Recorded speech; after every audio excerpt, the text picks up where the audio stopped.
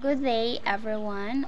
We are Group 5, and now we're presenting our detailed plan about empowering self-confidence, building strength together, a team building assessment. So, our participants will be the second year HRM Block 1, and our objectives is to enhance self-confidence and teamwork among members. So, the content we have is the program, budget plan, resource persons, activities and workshop mechanics, and appointed person task. Program. The arrival of participants will be 7 a.m. The first is opening program. That will be 7:30 a.m. to 8:30 a.m. We have opening prayer will be recorded. National anthem also will be recorded. PSU hymn also be recorded, and welcoming or opening remarks by Mariel Alteros, and inspirational message that will be given of our instructor, Miss Winchell Dane Ordinario Molanido. So, the next is yung orientation, 8 a.m. to 9 a.m. We have the objectives, rules and regulations, timeline of the activities, presenting names of the facilitator. And then we have the introduction to the team building. It will be 9 a.m. to 10 a.m. Dito i-discuss yung definition and the importance of team building and about the overview sa training and development. Sunod, we have lectures. It will be 10 a.m. to 12. We have a guest speaker po. Yung guest speaker namin will be Miss Gina Santiago, and she will be discussing or related to the enhancing self-confidence and teamwork. And then after that, we have lunch break. It will be 12 p.m. And then by 1 p.m. to 3 p.m. we have the activities in which yung mga participants magdi-debates. Yung debates will be by group. Then sunod naman is yung the boat is sinking, tag of war.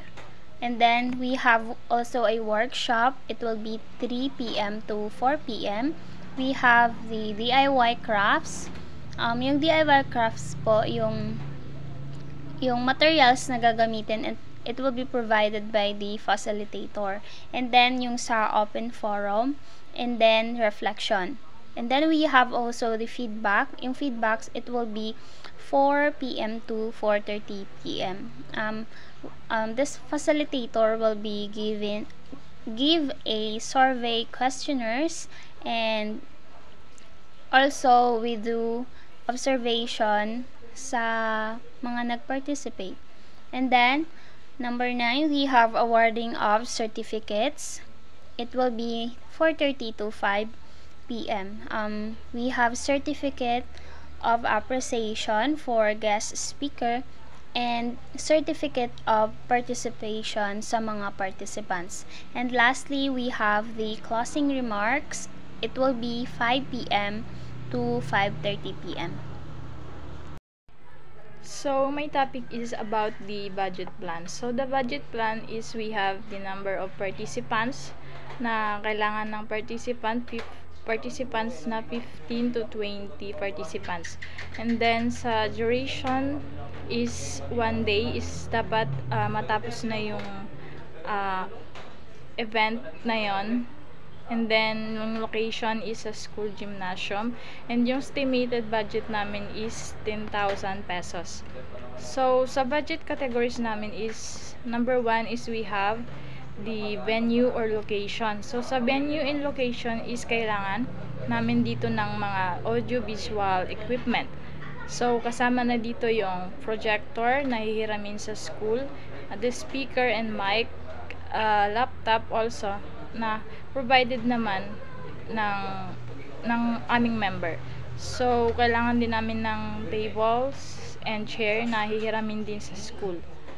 Next is we have the materials. So sa materials is kailangan namin dito ng mga printed materials na nagkakahalaga ng 900 pesos. Kasama na dito yung bond paper na 200 pesos, special paper or mga certificate na nagkakahalaga ng 200 pesos, and also mga rent expenses namin na nagkakahalaga ng 500 pesos, and also the token na ibibigay namin sa aming mga guest speaker. So dito is nagkakahalaga ng 200 pesos. Next is sa activities and equipment namin is merong kaming mga prices na sa budget plan namin is kailangan meron kaming 400 pesos na nakalaan doon. And also kasama na dito yung ball pen, nagkakahalaga naman ito ng 150 pesos, and also the keychain na nagkakahalaga naman dito ng 250 pesos. And also the paper na nagkakahalaga naman ng 100 pesos, and also rope na may sukat na 10 to 12 meters na may budget na 150 pesos, and also recycling materials or yung mga DIY crafts na ipoprovide namin. So next naman is sa food and snack. So dito is sa snack is meron kaming budget plan na 1,000. Kasama na dito yung mga biscuits na may budget na 500 pesos, sandwich na 250 pesos, C2 juice na nagkakalaga ng 250 pesos. And also sa lunch naman is dito is nakapack na siya, which is 3,300 pesos. So yun is kasama na dito yung rice with viand na nagkakalaga ng 3,000 pesos, and bottled water 300 pesos naman. So next is sa miscellaneous naman is kasama na dito yung first aid kit na nagkakahalaga ng 1,000 pesos, garbage bag 100 pesos, emergency funds na nagkakahalaga ng 2,850 pesos. So yun. Good morning everyone. My presentation is about resource person. Sa kanila po ito po yung manggagaling ang mga guidance or information na gagawin sa activity. Then una is instructor. Instructor po ay si Ma'am Wenchel Den Ordinario Molinido. Guest speaker Miss Gina P. Santiago.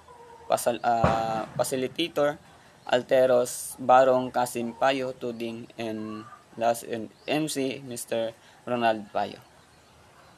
Hello po, good afternoon. So yung part ko po ay yung activities and workshops mechanics. So pag sinabing debates po, kunwari hatiin sa 4 na grupo, then 5 members sa bawat grupo.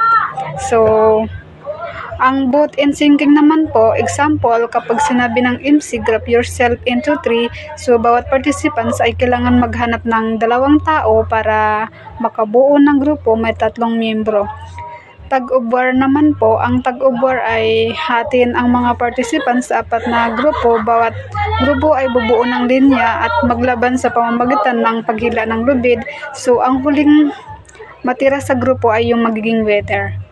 So DIY craft naman po, ang bawat grupo ay gagawa ng artwork gamit ang recycle materials para ibigay sa facilitators. Ang bawat teamwork ay sumisimbolo ng pagkakaisa at self-confidence po. So, yung reflection naman po, ito yung magsusulat ka ng reflection kung ano yung natutunan mo sa training. So, yung open forum naman po, sa open forum, ang participants ay mag-share ng kanilang opinion tungkol sa kung paano nila mapaunlad at tiwala sa sarili at pagiging masaya sa grupo ng activities. So, yun lang po. Appointed person tasks. MC, Mr. Payo. Opening remarks, Miss Alteros. Orientation, Miss Barong. Introduction to team building, Miss Tuding. Technical and documentation, Miss Kasim and Miss Tuding. Accommodate, observe during activities. all aside sa MC. Workshop, all aside sa MC. Giving survey form distribution, all aside sa MC. Closing remark, Ms. Kasim. Thank you.